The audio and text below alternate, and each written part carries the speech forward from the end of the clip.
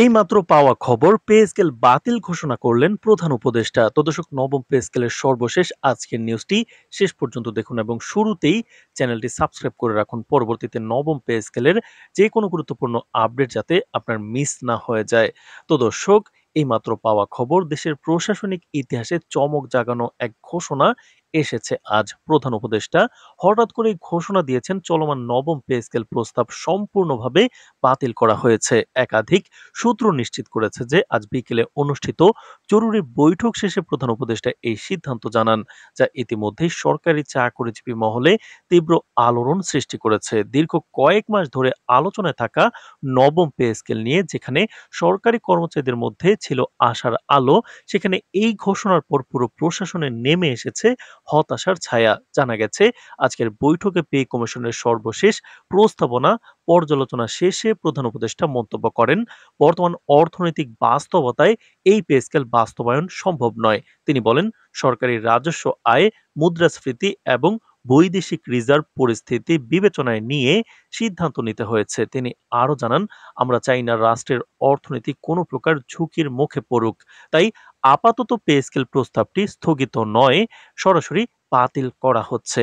প্রধান উপদেষ্টার এই ঘোষণার পর থেকেই প্রশাসনের বিভিন্ন দপ্তরে শুরু হয়েছে তীব্র প্রতিক্রিয়া।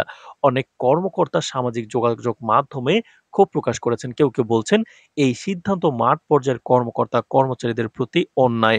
তারা দাবি তুলেছেন, দীর্ঘ প্রতীক্ষার পর যখন নতুন পে স্কেল প্রকাশের দিন গুনছিলেন, ঠিক তখনই এমন ঘোষণা যেন তাদের প্রতি অবমাননা।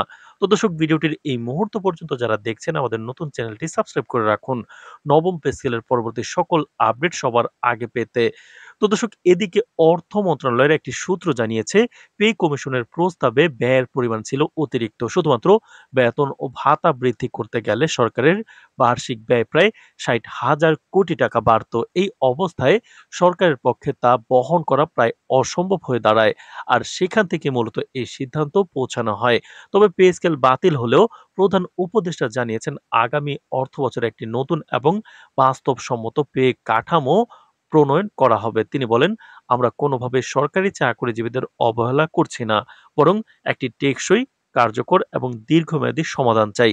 এই ঘোষণা কিছুটা আশার আলো দেখালেও চাকরিজীবীদের অনেকেই আশঙ্কা করেছেন নতুন কাঠামো পেতে আরো ১-১.৫ বছর সময় লাগতে পারে।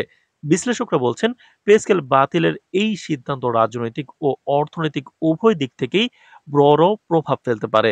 একদিকে আসন্ন নির্বাচনের আগেই ঘোষণা সরকারের ভাবমূর্তিতে আঘাত হানবে, অন্যদিকে প্রশাসনিক দক্ষতা ও মনোবলেও এর নেতিবাচক প্রভাব পড়বে। তবে সরকারি সূত্রগুলো বলছে, আগামী সপ্তাহে একটি বিকল্প প্রণোদনা প্যাকেজ ঘোষণা করা হতে পারে, যাতে অন্তর্ভুক্ত থাকবে বিশেষ বোনাস, বাড়ি ভাড়া বৃদ্ধি এবং পদোন্নতির সুযোগ। এটি মূলত সরকারি কর্মচারীদের আস্থা ধরে রাখার একটি কৌশল হিসেবেই দেখা হচ্ছে। তো দর্শক, নবম পে স্কেলের যে কোনো গুরুত্বপূর্ণ আপডেট পেতে আমাদের চ্যানেলটি সাবস্ক্রাইব করে ভিডিওটি কন্টিনিউ করুন। সব মিলিয়ে আজকের এই ঘোষণার পর দেশ জুড়ে প্রশাসনিক অঙ্গনে এক ধরনের অনিশ্চয়তা নেমে এসেছে। অনেকেই অপেক্ষায়, সরকার ঠিক কী ধরনের নতুন উদ্যোগ নেয় আর কত দ্রুত তারা চাকরিজীবীদের সেই প্রত্যাশার প্রতিদান দিতে পারে। এখন চোখ সকলের প্রধান উপদেষ্টার পরবর্তী ঘোষণার দিকে।